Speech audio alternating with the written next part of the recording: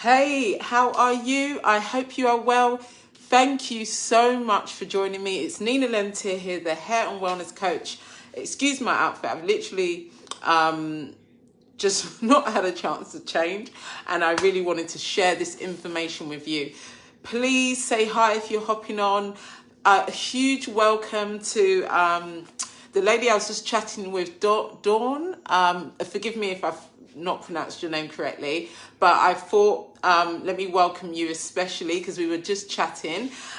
So please stick around if you want to know the 5 areas, okay, the 5 lifestyle areas. Hi, Dawn. The 5 lifestyle areas that do affect fibroids, okay? Now, these are areas you really should focus on, okay? If you're not giving it that focus, then today is the day to keep it in mind and give it focus. So the first area is nutrition. It's so important that you've got a nutrition plan in place. The food we are eating has not got the nutritional content it did 50 years ago, 100 years ago. So to get the same, nourishment from spinach that the spinach had 100 years ago, you have to eat a lot more of the spinach. So that's the reality of the world today. Due to how the ground is farmed, the nutrition is just not what it is. And when you look at how animals are grown genetically, they grow really quickly because of the hormones. So you've got to take that all into account, and you have to supplement and support your body. And the key vitamins is vitamin D, your B vitamins, having lots of magnesium. Going more plant-based is the way to go. So if you want more support in that area, just feel free to comment below, send me a message. Nutrition is key. Number 2, look at your stress levels. I used to have a very stressful business, and it did contribute to, when you are feeling really tense and it's more of an internal tense, that is not a good feeling. And sadly, we can actually go on for months feeling that way, especially when things are happening in our lives and we have stressful jobs. So really look at ways to diffuse. Find ways to relax, to really switch off. It's so important.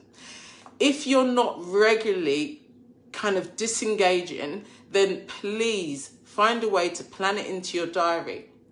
And if you have a stressful job, it's even more important to find ways to really de-stress, because stress kills, in a nutshell. Stress over time, it affects your organs, it affects your hormones, it almost eats you up inside. So really, really, really, please find ways to de-stress.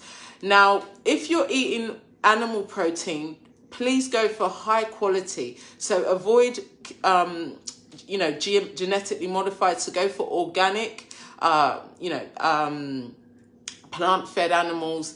That's better than having, hormone-based animal protein. If you are having, you're having animal protein in your diet. Now, there's nothing wrong if I eat fish. I love fish. I have significantly cut down on chicken, and I stopped red meat years ago. But of course, that's personal preference. But if you are still eating red meat, I would strongly advise that you really look at a plan to transition out of red meat.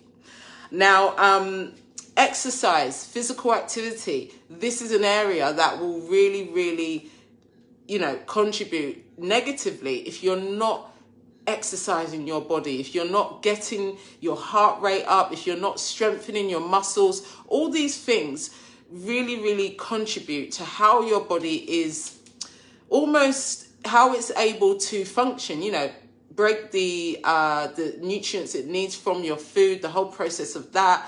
And of course, how it's going to absorb that and how it's going to let it out of your system, waste produce. When you exercise regularly, you support your body to do what it needs to do on a day-to-day basis. So if you aren't exercising, find a way to just 10-minute fast-paced walk, and then just build up from there. You don't need to go to the gym every day. You don't need to, but start from somewhere. And part of that could be your downtime. When you go for a walk, you can listen to your favorite podcast. You can put on Audible, listen to a book, and just have that time to switch off and get some exercise in.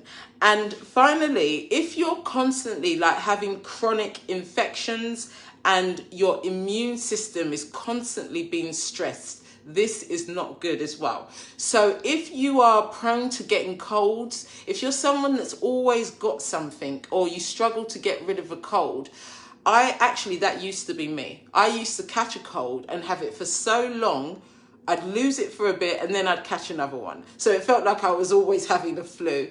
That was me. And that was because my immune system was really, really low. It was really poor. So the way you can strengthen your immune system is by taking a strong prebiotic every morning and a probiotic. This is really, really important for the gut microbiome and just the health of your gut. When your gut is at maximum potential, when it's got, it's running at optimal level, this is when you're most protected from bugs and viruses and things like that. And with everything that's going on, this is very important, isn't it? So look after your gut health. If you haven't got a plan in place, drop me a message. I can help you out. That's my area. And honestly, you will be amazed at how you feel when you're actually working a gut health plan and how your body responds to you. Even within a couple of weeks, you start to notice differences in how you feel, your mind health, your mental clarity. Everything really starts to, it's like someone's switching the light back on inside you. It's really, really good. So I've got more resources. Of course, I just wanted to give you those 5 areas that you really should focus on when, knowing that you could be diagnosed with fibroids now, but you've been having them, you just didn't know. That was me. I had fibroids. One was as big as a football, there was 2 other smaller ones, but not as big as the first one, but they removed 3.